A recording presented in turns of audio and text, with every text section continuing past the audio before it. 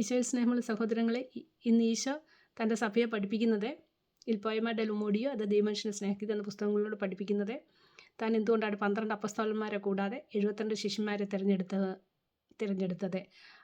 നമ്പറിൻ്റെ പ്രത്യേകത എന്ത്, പ്രതീകമെന്ത്, അവരാരൊക്കെയായിരുന്നു എന്ന് ഈശോ നമുക്ക് പറഞ്ഞു തരുന്നു. ചുരുക്കത്തിൽ നമുക്കത് കാണാം.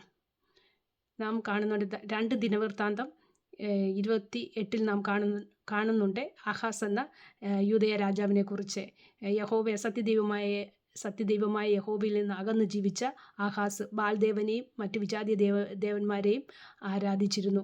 സ്വന്തം പുത്രന്മാരെ പോലും ബാലിന് ബലിയർപ്പിച്ചിരുന്നു. അങ്ങനെ വിജാതിയുടെ മ്ലേച്ഛ പ്രവർത്തികൾ സ്വീകരിച്ചിരുന്ന ആഹാസിനെ സത്യദൈവമായ യഹോവ കൈവിട്ടു. അതിനാൽ വിജാതിയർ വന്ന് കീഴടക്കി ജെറുസലേം ദേവാലയത്തിലെ സാധനങ്ങളെല്ലാം നശിപ്പിക്കുന്നു. അങ്ങനെ അവിടെ ബലിയില്ലാതായിത്തീരുന്നു. അതിനുശേഷം പുത്രനായ ഹെസക്കിയ വരുന്നു. നല്ലവനായ ഹെസക്കിയ അതിന് പാപപരിഹാരമായി ലേവ്യരെ തിരഞ്ഞെടുത്ത് അശുദ്ധമാക്കപ്പെട്ട ദേവാലയം ശുദ്ധി ചെയ്ത് അവിടെ ബലികൾ വീണ്ടും അർപ്പിക്കപ്പെടുന്നു. അതിനായി പുരോഹിതന്മാരെ സഹായിക്കാനായി ലേവ്യരെ തിരഞ്ഞെടുക്കുക.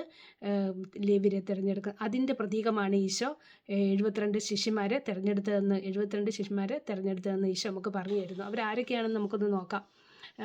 ഉണ്ണീശോയെ പുൽക്കൂട്ടിൽ വന്ന് ആരാധിച്ച 12 ആട്ടിടയന്മാരിൽ 10 പേര് അന്ന് ജീവിച്ചിരുന്നു. അവരാണ് 72 ശിഷ്യന്മാരിൽ മുൻനിരയിൽ ഉണ്ടായിരുന്നത്. അവരുടെ പേരുകൾ നമുക്ക് നോക്കാം. ഏലിയാസ്, ലേവി, യോന, ഇസഹാക്ക്, മത്തിയാസ്, ജോനാഥാൻ, ദാനിയേൽ, ശിമിയോൻ, യോഹന്നാൻ, ജോസഫ്, ബെഞ്ചമിൻ എന്നിവരാണ്. മത്തിയാസും ജോസഫും ആണ് യൂദാസിന് പകരം തിരഞ്ഞെടുക്കാനായി കുറിയിട്ട ആൾക്കാർ. പിന്നെ എസ്തഫാനോസ്, ആദ്യത്തെ രക്തസാക്ഷിയായ എസ്തഫാനോസ് ഉണ്ടായിരുന്നു 72 ശിഷ്യന്മാരിൽ. പിന്നെ ഹെർമാസ്, റോമ 16-14 ഹെർമാസ് ഉണ്ടായിരുന്നു. പിന്നെ എഫേസുസിലെ യോഹന്നാൻ, അന്ത്യോക്യയിലെ നിക്കോളാസ്, അപ്പസ്തോല പ്രവർത്തനം 6:5 7 ഡീക്കന്മാരിൽ ഒരാൾ ഉണ്ടായിരുന്നു. പിന്നെ മനേയൻ, അപ്പസ്തോല പ്രവർത്തനം 13:1 സാമന്തര രാജാവായ ഹെറോദോസിൻ്റെ കൂടെ വളർന്ന മനേയൻ.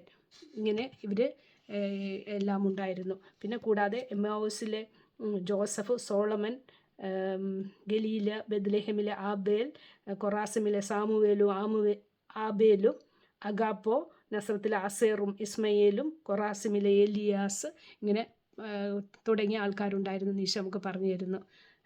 Thank you. Praise the lord. ഈശോ അമ്മ എല്ലാവരെയും അനുഗ്രഹിക്കട്ടെ. Thank U.